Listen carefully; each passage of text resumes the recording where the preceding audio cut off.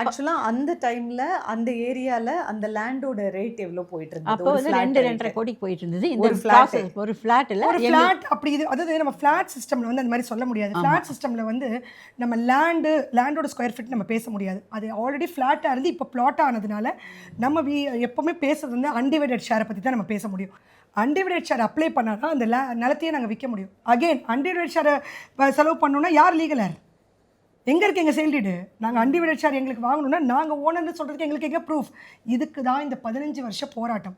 இதை நாங்கள் எடுத்து அதுக்கப்புறம் அன்டிவைடட் ஷேர் வாங்கி இன்றைக்கி நாங்கள் ஃப்ளாட்டை விற்கிற நிலைமைக்கு வந்து நிறைய பேர் விற்றுட்டோம். ஆனால் யோசிச்சு பாருங்கள், அந்த ஃப்ளாட்டை நாங்கள் விற்றாலும் நாங்கள் பிறந்து வாழ்ந்து நாங்கள் இந்த சமுதாயத்தை பார்த்து நாங்கள் சந்தோஷமாக வாழ்ந்து எங்கள் வாழ்வாதாரத்தை நாங்கள் கண்டுபிடிச்ச இடம் அது. ஒவ்வொருத்தரும் அந்த காசை வாங்கும்போது ஒரு துளி கண்ணீராவது அவங்க மனசுலேருந்து வந்திருக்காதா? இந்த பட்ட 15 வருஷத்தோட வலியை யோசிச்சு பாருங்கள். பணம் எல்லாருமே சம்பாதிக்கலாங்க, ஆனால் அந்த பணத்தை எப்படி சம்பாதிக்கணுன்றது ஒரு விஷயம் இருக்குது. இப்போ அந்த பணம் இத்தனை வருஷம் கழிச்சு எங்களுக்கு வந்திருக்கு, எங்களுக்கு இன்றைக்கி வாழ்வாதாரத்துக்கு அந்த பணம் உதவுது, நான் இல்லைன்னு சொல்ல மாட்டேன்.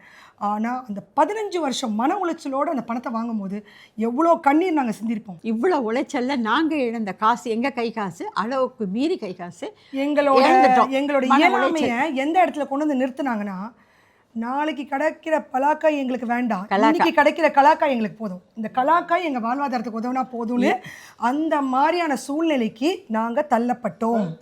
நாங்கள் கழுத்தை நெரிக்கப்பட்டு தள்ளப்பட்டோம். எக்ஸாக்ட்லி அந்த வேர்டு கரெக்ட், கழுத்தை நெரிக்கப்பட்டு தள்ளப்பட்டோம். இப்போ கிடைச்சதே போதும். இப்போ நாங்கள் வாழ்றதுக்கு அடுத்த வேலை சாப்பாடு நாங்கள் சாப்பிடணும், நாங்கள் வந்து உடையை உடுத்திக்கணும், ஒரு சிம்பிளான லைஃபை வாழணும். எங்களுக்கு லக்ஸுரியஸ். இப்போ பாருங்க, அந்த காசு பத்தாது, அந்த காசு பத்தலை, வர காசு பத்தலைன்னு ஒரு மிடில் கிளாஸ் புத்தி வந்து அது பத்தலை, எனக்கு இன்னும் வேணும்னு சண்டை போடுறதுக்குலாம் டைம் இல்லை. ஐயா கொடுங்க ஐயா, போதும், கிளம்புறோம். எங்கள் ஆசையை தூண்டி கடைசியில் நாங்கள் எங்கே வந்து நிற்கிறோன்னு பாருங்கள்.